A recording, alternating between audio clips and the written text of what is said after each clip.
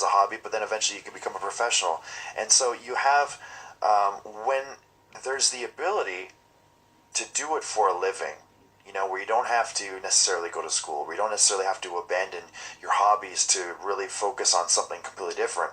When you see something that you enjoy and that something can then become your livelihood, I feel like because of that, we're seeing more people go all in on the gaming. And for me, I'd play games whether there was financial gain or not. But it's allowing me to meet a lot more new people because a lot more people are open-minded to gaming and gaming seriously. And I'm actually seeing that along the way, a lot of these people are wrestling fans as well.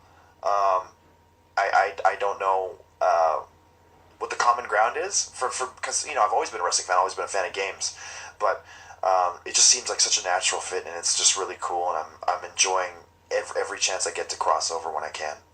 It's funny because if you were to probably ask my parents growing up, what were the two biggest wastes of time that I did? Yes. Number one is probably watching wrestling, and number two is probably playing video games. But the stigma of video games has definitely changed. It's changing, and so is pro wrestling. I mean, it sort of used to be the redheaded stepchild of entertainment. And it's slowly changing. It's definitely changing, I feel, where it's become more of an accepted pastime to watch. You know what I think is... I think that more people accept wrestling for what it is and like as an art form or whatever, physical whatever, physical combat. Right. Rather than just being fake fighting, it's just we know what it is, and if you enjoy it, cool. Yeah. It's not like, I don't want to see the fake fighting, I'll just watch UFC or whatever. Yeah, and some people still have that opinion of it, which, whatever, that's fine, you're going to get that everywhere. I mean, alternatively, you could say, you watch that real fighting? No, I want to watch my fake fighting. You know what I mean? And then, of course, you have the people, like, and I think just in this day and age, you have a lot of people that are just more open-minded to everything. It's like, I love my fake fighting, of course, and I love the real fighting, too. Like, it's so visually different, too. Like, they're complete different animals. So, speaking of which, there was a period of time where you were looking at getting into MMA, and you did some grappling tournaments and things like that, right? Yeah. And a lot of people don't know that. I mean, they don't. And also, so now, one day I was actually at an MMA show. You remember? I think texted you from the show. Yeah. I was with some MMA writers, and they're going like, They were showing me Tyson Smith and all this, and they had the matches on Sherdog or whatever. The matches, and I go like, "Is this you?" And he said, "I wasn't even in these places." Type of thing. But you flirted with that idea several years. Yeah. I mean, this is before the UFC boom. This is like when Pride was sort of at its apex, where I was like, this is sort of when. I can take it back, actually. I was working part-time at IGA, which is the grocery store, like, that was near my house. And my pharmacist, he knew that I was wanting to get into pro wrestling. And I think I was starting out in pro wrestling. I just started doing local shows. And I think word had gotten out, and I wasn't really advertising that I was doing it. And he knew that I was a wrestler, and that I enjoyed wrestling, that I would study it and all that type of stuff, and that I would have shows. And he never understood it. He didn't get it. He was never a fan, and he had said, like, I really want you to watch some of this full contact fighting. And I remember I'd actually watched a couple of the earlier UFCs because I wanted to know more about Dan Severn and Ken Shamrock.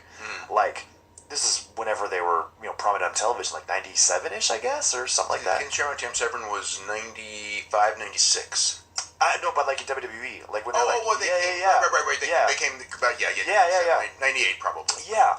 So I went back and I watched it, and I didn't really enjoy it. It kind of scared me a little bit because I was watching like the bare knuckle stuff, right? I was watching like the numerous nut shot stuff. Oh yeah. Yeah. Who was that? Who's the Keith Hackney and Joe Son. Yeah. God, Joe Son. Yeah, poor guy.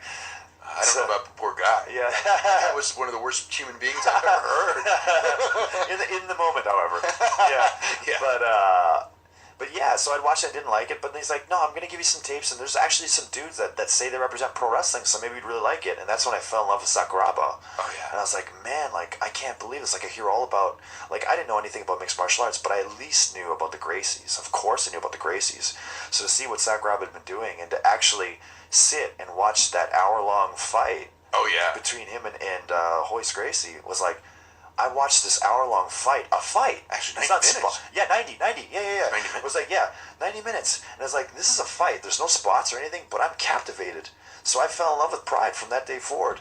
And I thought, like, man, I love to train. So I trained jiu-jitsu just, like, for fun. And then when I came back from developmental, I was like, I'm going to go actually all in with this. And, I'm gonna go all in with this. I'm gonna train. I'm gonna compete, and we'll take the next step from there. Maybe I'll fight and actually take like real matches. So I trained right away, like 3 months in. I took my first competition, just the provincials from where I live, and I got silver. And it was like heartbreaking for me because I really thought I would win because I just felt more physically gifted than people. I felt like I could just maul people. I ended up losing. I ended up getting choked out by a guy who was a power lifter and who took his training more seriously than I did. He was stronger than me and he trained more than I did, and that was really important for me because had I won, I might have quit right then and there. It's like, this is too easy. I don't want to do it. But losing there made me, train more. I was showing up to the dojo every day. I was training with the guys. I was doing gi, non-gi. And, the next time I was able to compete, which is, I guess, the 6-month point, I got double gold. And I was thinking, like, man, I should do some, like, exhibitions and all that. I did some, like, work stuff. I did some real stuff. Where it was, like, real grappling. I hadn't actually done striking yet. And I thought, okay, maybe, I should test myself. Like, let's grapple with the higher belts. Let's grapple with the guys that come in that actually get UFC fights. Because we would get some guys like that. And, like, they were super fun matches, and I was actually competing, and I would catch them sometimes, and it came to a point where, like, okay, I'm at a crossroads. I hate cutting weight because I would cut down to like 169-ish. Oh really? Yeah. So I was like, as you know, like it's not my size right now at all, but everyone was telling me like you got to cut like and gain it back because we had guys that were like bodybuilders and stuff, so they knew how to diet and like crash diet and cut and then put it right back on. But I felt very unhealthy, and in the tournament that I got double gold, but I lost the absolute. And when I lost the absolute, it was just I lost by points. Everyone was like, "Are you okay?" Like, I think we need to take you to the hospital because I had like cyanosis. Like my lips were all blue, my face was just like ghost white. Like it didn't look good. And I was like, "What? Am I really?" Like I felt bad, but I didn't know how bad it was. And I looked, and I looked in the mirror. I was like, "Holy moly! Like this is terrible."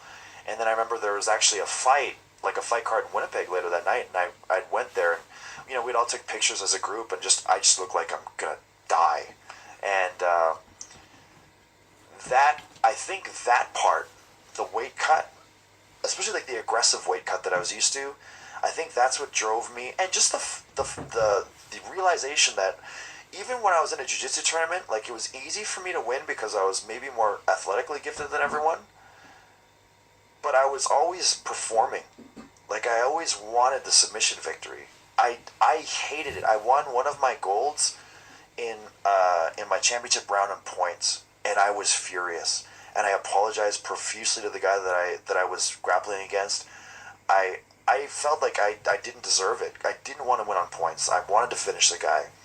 And I was like, man, maybe I'm actually just an entertainer. You know what I mean? And like now, like at that point, like Pride was sort of on the outs, and UFC was starting to gain steam, and like that was like when Ultimate Fighter and all that was starting to. And I was like, man, like I can't.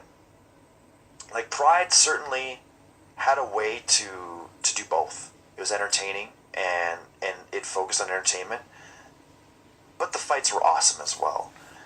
But then when UFC boom came along, it's like these are just tough, bad dudes. Yeah. You know what I mean? It's like, and a guy like me, like who wants to be like the Canadian Genki Sudo, is like probably, you know what I mean? That's probably not going to be good for my face. So I ended up going with professional wrestling, and I haven't really looked back.